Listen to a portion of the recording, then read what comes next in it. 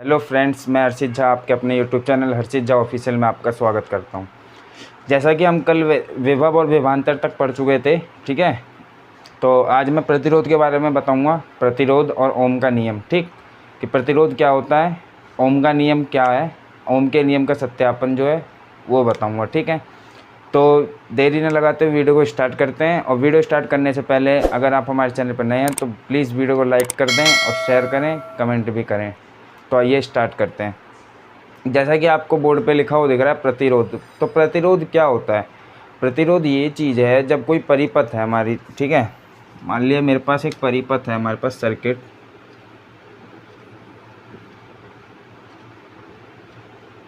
ठीक है। ये हमारे पास सर्किट बना हुआ है। अब जैसा कि कल मैंने क्या बताया था कि करंट यहाँ से निकलता है प्लस से माइनस की तरफ, ठीक है। तो ये जो तार है ना, तार, इसके अंदर क्या मौजूद है? इलेक्ट्रॉन मौजूद है। इस तार के अंदर क्या मौजूद है? इलेक्ट्रॉन मौजूद है, ठीक है। अब मान लिया ये जो इलेक्ट्रॉन है ना वो इधर जा रहे हैं और धारा जो है इधर जाती है, धारा इधर जा रही है। तो इलेक्ट्रॉन क्या होते हैं? इलेक्ट्रॉन जो होते हैं धारा की विपरीत दिशा में गति करते हैं, ठीक है। क्या करते हैं? धारा की विपरीत दिशा में गति करते हैं। अब जब ये इलेक्ट्रॉन धारा की विपरीत दिशा में गति करते हैं ना, तो इस तार के अंदर जो मौजूद हैं क्या, प्रोटॉन न्यूट्रॉन जो हैं, प्रोटॉन न्यूट्रॉन जो मौजूद हैं इसके अंदर, वो इस इलेक्ट्रॉन से क्या होते हैं? टकराते हैं। टकराने से क्या होता है? इलेक्ट्रॉन को जाने में दिक्कत होती है। अब जैसे मान लो आप मार्केट में गए, ठीक है। वहाँ पे क्या है? भीड़ रहती है, मार्केट में भीड़ होती है। अब आप इलेक्ट्रॉन हो, भीड़ क्या है? प्रोटॉन और न्यूट्रॉन है, ठीक है। और मार्केट क्या है? मार्केट आपका तार है, ठीक। तो आप जा रहे हो, अब आगे भीड़ है, तो आप क्या हो, कभी इधर से टक्कर लगी, कभी इधर से टक्कर लगी, है ना। तो आपको जाने में थोड़ी दिक्कत सी होती है, टाइम लगता है। रास्ते में क्या है? तुम्हारे अवरोध उत्पन्न हो रहा है। तो उसी तरीके से इलेक्ट्रॉन के रास्ते में क्या होता है? अवरोध उत्पन्न होता है। और धारा कैसे बहती है? जब इलेक्ट्रॉन एक जगह से दूसरी जगह फ्लो करता है ना। कल धारा के में बताया था कि इलेक्ट्रॉन के फ्लो को क्या कहते हैं? धारा कहते हैं। तो जब इलेक्ट्रॉन ही फ्लो नहीं हो पाएगा ढंग से, तो उसके रास्ते में क्या हो रहा है? यहाँ पे अवरोध हो रहा है, तो इलेक्ट्रॉन नहीं बह पा रहा है। तो इलेक्ट्रॉन नहीं बहेगा तो फिर धारा कहाँ से आएगी? तो इसीलिए क्या हुआ? धारा के रास्ते में अवरोध उत्पन्न हुई, ठीक है। तो दूसरी भाषा में अगर कहा जाए तो ये होता है प्रतिरोध की परिभाषा कि धारा के मार्ग में अवरोध उत्पन्न करने वाले कारक को क्या कहते हैं? प्रतिरोध कहते हैं। इस प्रतिरोध को किससे डिनोट किया जाता है? प्रतिरोध को R से डिनोट करते हैं, ठीक है। और ये किसके व्युत्क्रमानुपाती होता है? अनुक्रमानुपाती होता है V/I के, ठीक है। क्योंकि जो चालक में यहाँ पे विभवांतर लगा हुआ होता है, ठीक है। और उसके मध्य जो धारा बहती है, विभवांतर के वजह से जो उसमें धारा बहती है, उसका जो अनुपात होता है ना, वो एक नियत होता है, एक नियतांक होता है, ठीक है। क्या होता है? नियतांक, यानी कि कांस्टेंट रहता है, ठीक। मध्य लगा हुआ विभवांतर, उसमें बहने वाली धारा क्या होती है? नियतांक। और यही नियतांक क्या हो जाता है आपका बाद में? रेजिस्टेंस, प्रतिरोध हो जाता है, ठीक। और इसी प्रतिरोध का जो मात्रक होता है वो क्या होता है? ओम, ठीक है। और दूसरा क्या हो सकता है? वोल्ट प्रति एम्पियर, ठीक है। तो ये बात थी आपकी प्रतिरोध की, कि प्रतिरोध क्या होता है, ठीक है। अब आप इसको नोट करना चाहते हैं, नोट कर लो। इसके बाद मैं आपको विशिष्ट प्रतिरोध के बारे में बताऊंगा, ठीक है। इसके अंदर आपको एक चीज़ और बता दूं मैं, कि जो ये हमारा तार है ना, तार में जो प्रतिरोध उत्पन्न हो रहा है, ठीक है, वो प्रतिरोध 2-3 बातों पर भी निर्भर करता है। किस किस बातों पर निर्भर करता है?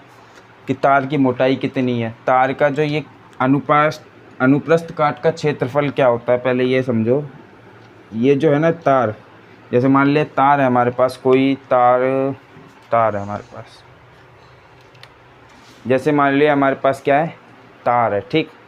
अब इस तार को यहाँ ये वाला एरिया जो है ना, ये वाला पोर्शन, ठीक, इसका ये वाला पोर्शन जो है उसको मैं जूम कर देता हूँ। ये मैंने इसको जूम कर दिया यहाँ पे, ठीक है। तो इस तार का जो ये वाला एरिया काट दिया तार को, तो इस एरिया को हम कहते हैं अनुप्रस्थ काट, ठीक है। तो इस अनुप्रस्थ काट का कोई क्षेत्रफल होगा, ठीक है। तो वही चीज़ यहाँ पे बताई गई है, अनुप्रस्थ काट का जो क्षेत्रफल होता है, ठीक है, क्षेत्रफल एरिया उस पर निर्भर करता है प्रतिरोध, ठीक है। और तार की जो लंबाई है ना, लंबाई L लेंथ, उस पर भी निर्भर करता है। तो यहाँ से क्या पता लगा कि R जो है प्रोपोर्शनल टू किसके है, L के है, और R जो है इन्वर्सली प्रोपोर्शनल किसके है, अनुप्रस्थ काट का क्षेत्रफल एरिया। इसीलिए अगर तार की लंबाई बढ़ाएंगे तो प्रतिरोध भी क्या होगा, बढ़ेगा। और अगर एरिया जितना कम होगा प्रतिरोध उतना ज़्यादा होगा, और एरिया जितना ज़्यादा होगा प्रतिरोध उतना कम होएगा, ठीक है। तो ये बात थी हमारी प्रतिरोध को प्रभावित करने वाले कारक कौन कौन से हैं, ठीक है। अब इसमें एक चीज़ और है, अगर जैसे इस तार का ताप बढ़ा दोगे ना, ताप पर भी निर्भर करता है। अगर आप इस तार का ताप बढ़ा दोगे तो ताप बढ़ाने से क्या होता है, प्रतिरोध बढ़ जाता है, ठीक है। प्रतिरोध क्या होता है, बढ़ जाता है ताप बढ़ाने से, ठीक। और चालक पर भी निर्भर करता है कि चालक कैसा, अर्धचालक है, कुचालक है, सुचालक है, कैसा चालक है, ठीक है। तो ये जो है चालक वाली बात और ताप के ऊपर वाली बात, ये इसमें मैं थोड़ा डिटेल में नहीं जाऊंगा क्योंकि ये 10th क्लास के ऊपर मैं वीडियो बना रहा हूँ, तो 10th क्लास में इतना नहीं है सिलेबस में।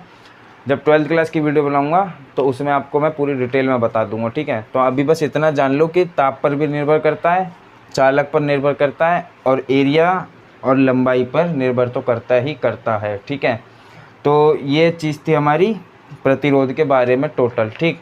इसके बाद मैं आपको विशिष्ट प्रतिरोध बताऊंगा कि विशिष्ट प्रतिरोध क्या होता है, ठीक है। और उसके ऊपर जो फॉर्मूला निकल के आता है हमारा फॉर्मूला, उसमें ये निकलता है हमारा, सॉरी, ये निकलता है हमारा फॉर्मूला, ठीक है। तो ये वाला जो फॉर्मूला निकलेगा ना, इसे भी मैं प्रूफ करके आपको दिखाऊंगा अभी, ठीक है। तो आप पहले इसे नोट कर लो, इसके बाद बताता हूँ। जैसा कि आपको दिख रहा होगा बोर्ड पर, मैं लिख चुका हूँ विशिष्ट प्रतिरोध, ठीक है, यानी स्पेसिफिक रेजिस्टेंस। और ये एक सूत्र लिखा हुआ है, रो बराबर E/J। रो जो होता है ना, इसको सॉरी, ये जो लिखा है इसको रो कहते हैं। ई का मतलब होता है वैद्युत क्षेत्र की तीव्रता, जे होता है आपका धारा घनत्व, ठीक है।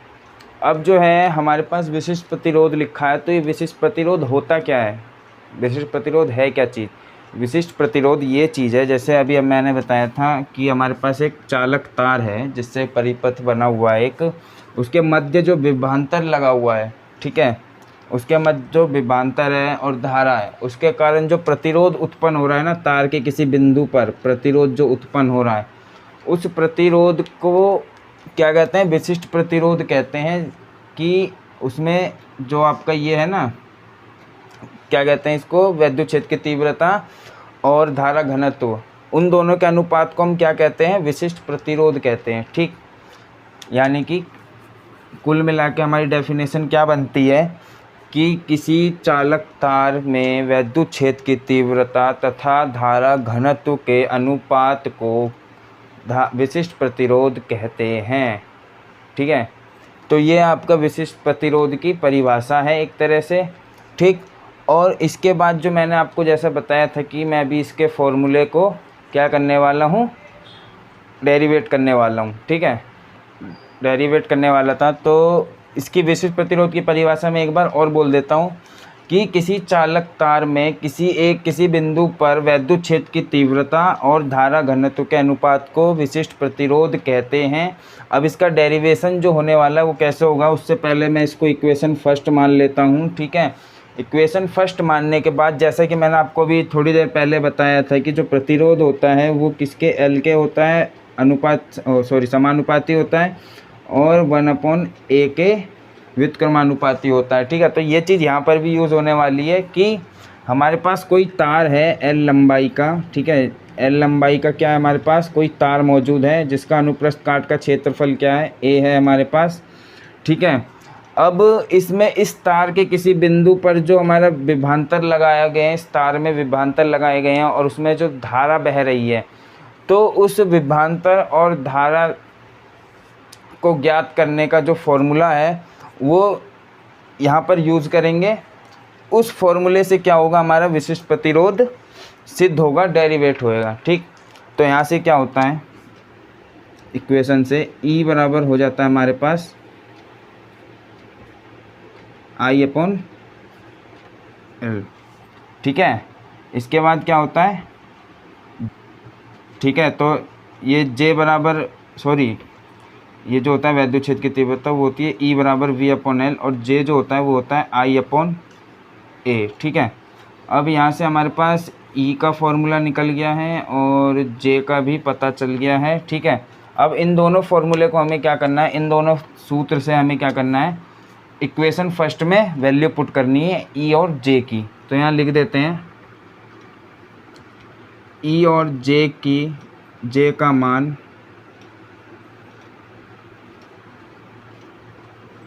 समीकरण 1 में रखने पर, ठीक है, रख दो। तो ये क्या हो जाएगा हमारे पास, ई के जगह रख देंगे हम V upon L upon I upon A. तो जब ऐसा डिवाइड में होता है ना, तो इसको हम इस तरीके से लिख देते हैं वी अपॉन एल मल्टीप्लाई, ये ऊपर वाला नीचे हो जाता है और नीचे वाला ऊपर हो जाता है, तो ये इस तरीके से हो जाएगा। तो ये क्या हो जाएगा, V A upon L I. ठीक, अब वी अपॉन आई क्या होता है हमारे पास, वी अपॉन आई जो होता है हमारे पास वो होता है आर। ठीक, तो हम वी अपॉन आई के जगह क्या रख सकते हैं, आर रख सकते हैं। ठीक है, तो आर हो गया और ये बचा हमारे पास ए अपॉन एल। तो अभी मैंने थोड़ी देर पहले यही फॉर्मूला आपको दिखाया था कि यही फॉर्मूला हमें प्रूफ करना है। तो ये क्या होता है, विशिष्ट प्रतिरोध। विशिष्ट प्रतिरोध किस पर निर्भर है, प्रतिरोध पर, एरिया पर तार के और तार की लंबाई पर। ठीक है, यदि तार की लंबाई क्या होगी, कम हो जाएगी, तो क्या होगा, विशिष्ट प्रतिरोध बढ़ जाएगा, और ज़्यादा हो जाएगी तो कम हो जाएगा। ये है आपका विशिष्ट प्रतिरोध का डेरिवेशन। आप इसे नोट करना चाहते हैं तो नोट भी कर सकते हैं। तो आपने नोट कर लिया होगा। इसके बाद आपको एक बहुत इंटरेस्टिंग चीज़ बताने वाला हूँ मैं। ठीक है, वो वैसे अभी आपको 10वीं में तो काम नहीं आएगा, 12वीं में का है वो, लेकिन फिर भी मैं आपको बता देता हूँ क्योंकि इंटरेस्टिंग चीज़ है थोड़ा, आप घर पे खोज भी कर सकते हैं। ठीक, जो प्रतिरोध है, आपने प्रतिरोध देख रखा होगा पहले कभी, प्रतिरोध जो आपने देखा होगा कभी, प्रतिरोध पता है कैसे होता है, हर इंस्ट्रूमेंट्स में मौजूद होता है, सिलेंडर टाइप का, इस टाइप का बना रहता है, ऐसे पतले पतले से तार निकले रहते हैं और इस पर 2-4 धारियाँ रहती हैं, ये धारियाँ बना दी, कलरफुल धारियाँ होती हैं। ठीक है, इस तरीके से, एक थोड़ा अलग में दूर में होता है बिल्कुल। ठीक, तो ये क्या होता है आपका प्रतिरोध होता है, रेजिस्टेंस। ठीक है, अब लोग जो होते हैं, देखा हो कभी टीवी वाले को, अरे यार रेजिस्टेंस चाहिए मेरे को, डब्बा देखते हैं, अरे इसमें कितना लिखा है 220 ओम, अच्छा ये इतना ओम, फलाना ओम, ढिमका ओम, तो उन्हें देखना पड़ता है। लेकिन जो पढ़ा लिखा होता है वो बिना देखे ही बता देगा, सिर्फ इसको देखेगा, इसमें भैया रंग कौन कौन से है, पट्टी, ये जो पट्टी है ना, इन पट्टियों के रंग से ही बता दोगे कि कौन सा प्रतिरोध है, कितने ओम का है ये। ठीक, कैसे पता लगेगा वो चीज़, वो इस तरीके से पता लगेगा। हमारे पास एक फंडा है उसका,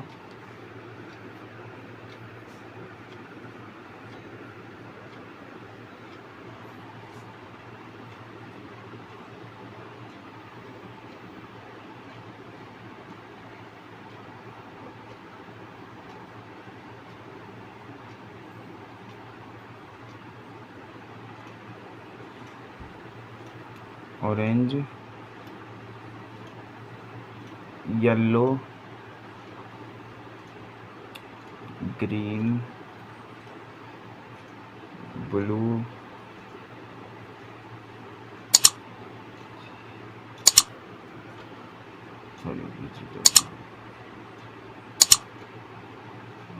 वायलेट,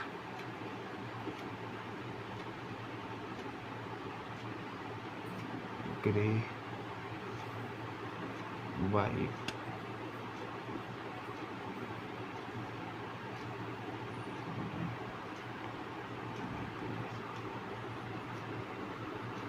गोल्डन, सिल्वर, नथिंग, 5%, 10%, 20%, 0, 2 3 4 5 6 7 8 9। ठीक है, ये इसका फंडा है। थोड़ा सा क्या है फंडा, पढ़ो इसको। इसको याद रखने का तरीका क्या है, बीबी रॉय गए ब्रिटेन, वहाँ से लाए वेरी गुड वाइफ, जो पहने गंदी सड़ी नाइटी। ठीक है, या फिर बीबी रॉय गए ब्रिटेन, वहाँ से लाए वेरी गुड वाइफ, जो पहने गोल्डन सिल्वर नेकलेस। ठीक है, इस तरीके से इसको याद कर सकते हैं। उसके बाद नंबर लिखना स्टार्ट कर दो। यहाँ से आप 0 1 2 3 4 5 6 7 8 9, यहाँ तक 9। फिर एक डंडा खींच के इधर जो अलग हैं इनको परसेंट में, 5%, 10%, 20%। ठीक, और यहाँ पे जी गोल्डन है, एस सिल्वर है, और नथिंग मीन्स कोई कलर नहीं। ये जो होते हैं ना 3, ये लास्ट वाली पट्टी के लिए है, और ये जो 3 पट्टियाँ हैं वो इधर वाली हैं। ठीक है, इनमें से कोई सा भी 3 कलर यहाँ होगा, इनमें से कोई एक चीज़ यहाँ होगी। ठीक है, तो इस तरीके से ये 2 पार्ट में डिवाइड है, क्योंकि ये भी 2 पार्ट में डिवाइड है।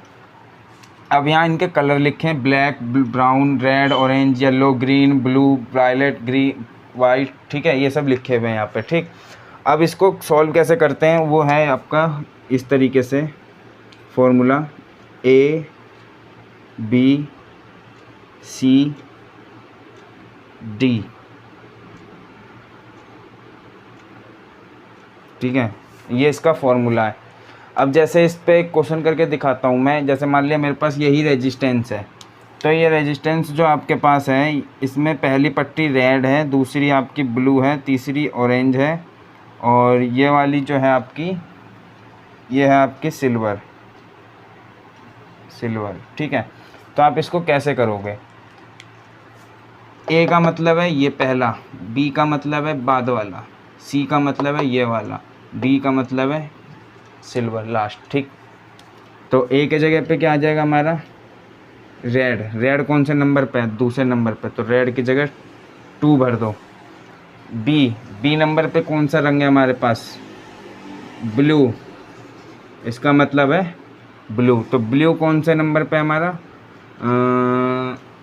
कहाँ गया, ये रहा 6 नंबर, तो यहाँ लिख दो 6 गुना 10। सी नंबर पे क्या है हमारा, ऑरेंज का नीचे का नंबर क्या है हमारे पास, 3 है, तो ये लिख दिया 3। ठीक, यहाँ लगाया प्लस माइनस। सिल्वर का परसेंटेज कितना है, 10%, तो डी की जगह लिख दो 10%, लिख दिया। ठीक है, तो ये कुल मिला के क्या होगा, 26, 10 की पावर 3 मतलब 1000, तो 26,000 प्लस माइनस 10%। ठीक, अब प्लस माइनस क्या क्या है यहाँ पे, प्रतिरोध ज़्यादा से ज़्यादा कितना हो सकता है, कम से कम कितना हो सकता है। ठीक है, तो सबसे पहले हम निकालते हैं आर मैक्सिमम। तो आर मैक्सिमम में क्या होगा, ये लिखा है 26,000 प्लस 10% ऑफ 26,000। तो 26,000 का पहले 10% निकालो, कितना आएगा, 26,000 का 10% निकालेंगे इस तरीके से, 0 से 0 चटक जाएगा, तो ये हो जाएगा 2600। ठीक है, तो 26,000 में 2600 जोड़ दो, 0 का 0, 0 का 0, 6 6 2 8 2, तो ये हो गया हमारे पास 28,600 ओम। तो हमारे पास मैक्सिमम प्रतिरोध कितना है, इतना है। इसकी क्षमता जो है मैक्सिमम वो इतनी है। मिनिमम कितनी होगी, मिनिमम ऐसे निकाल लेंगे हम, 2600 माइनस 26,000 माइनस 10% कितना है हमारा, 2600 है, तो 2600 घटा दो इसमें से, तो कितना बचेगा आपके पास, 26,000 में अगर आप 2600 घटा देते हो तो कितना बचेगा, 0 का 0, 0 का 0, 10 में 6 गए 4, 5 में 2 गया 3, 2 का 2, तो 23,400 ओम आ गया। ठीक है, तो इस तरीके से आप क्या है प्रतिरोध निकाल सकते हो किसी भी चीज़ का। ठीक है, तो ये बात थी हमारी प्रतिरोध निकालने का फंडा। और हाँ, एक चीज़ और मैं भूल गया पीछे बताना आपको, जो आपका ये था विशिष्ट प्रतिरोध, इसका जो मात्रक होता है वो ओम मीटर होता है। ठीक है, ओम मीटर, आप इसे नोट कर लेना। ठीक है, और प्रतिरोध जो है वो क्या है, अदिश राशि है, प्रतिरोध अदिश राशि है। ठीक है, तो आप अगर आपको अच्छा लगा हो तो आप इसे नोट कर लो, नोट कर लिया होगा। तो आज की वीडियो में बस इतना ही। अगली वीडियो में मैं आपको ओम्स लॉ के बारे में बताऊंगा और जो डेरिवेशंस हैं उसके ऊपर 3 सर्किट होते हैं हमारे पास, उन तीनों सर्किट्स के डेरिवेशन करवाऊंगा और जो ओम का नियम है उसका सत्यापन करके बताऊंगा, उसके बारे में थोड़ा नॉलेज दूंगा आपको, ठीक। और जो आपके वही मैंने अभी बताया प्रति सर्किट वाले हैं, उन सर्किट के डेरिवेशन करवा के न्यूमेरिकल के एग्जांपल्स भी समझाए जाएंगे, ठीक है। तो प्लीज़ वीडियो को उसमें ज़रूर देखें उस वीडियो को, और अगर आपको ये वीडियो अच्छी लगी हो तो लाइक करें, शेयर करें, कमेंट करें। अगर आपको कोई भी क्वेरी हो, क्वेश्चन हो तो कमेंट बॉक्स में ज़रूर लिखें, मैं आपको उसका आंसर दूंगा। और आपको हमारी स्क्रीन पर 2 वीडियो दिख रही होंगी, उन दोनों में से किसी एक वीडियो पर जाकर हमारी वीडियो को देख सकते हैं, ठीक है। धन्यवाद।